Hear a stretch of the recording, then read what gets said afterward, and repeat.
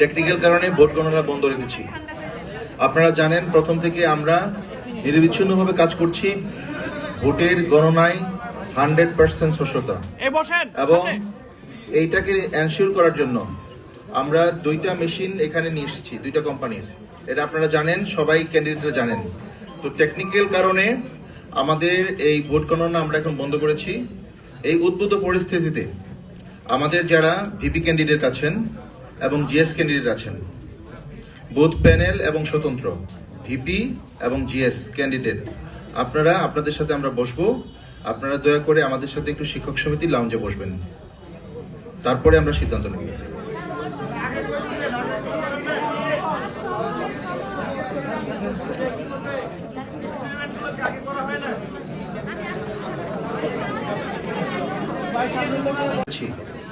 এই ট্রায়ালে আমাদের কোনো সমস্যা ছিল না।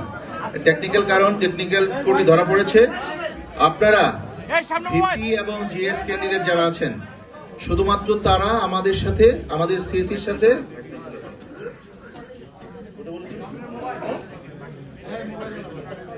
এবং হল সংসদের ভিপি জিএস, ভাইস চ্যান্সেলর, আমরা একটু স্থানটা পরিবর্তন এসেছে, ভাইস চ্যান্সেলর কনফারেন্স রুমে একটু বসতে যাচ্ছে আপনাদের সাথে। উদ্ভূত পরিস্থিতিতে আমাদেরকে সিদ্ধান্ত নিতে হবে। ভিপি এবং জিএস ক্যান্ডিডেটরা একটু ভাইস চ্যান্সেলর কনফারেন্স রুমে যাবেন, আর সবাই আমরা এখানে থাকবো। মিডিয়া দরকার নাই, আমরা ওখানে একটা ইনক্লুসিভ সিদ্ধান্ত নিব।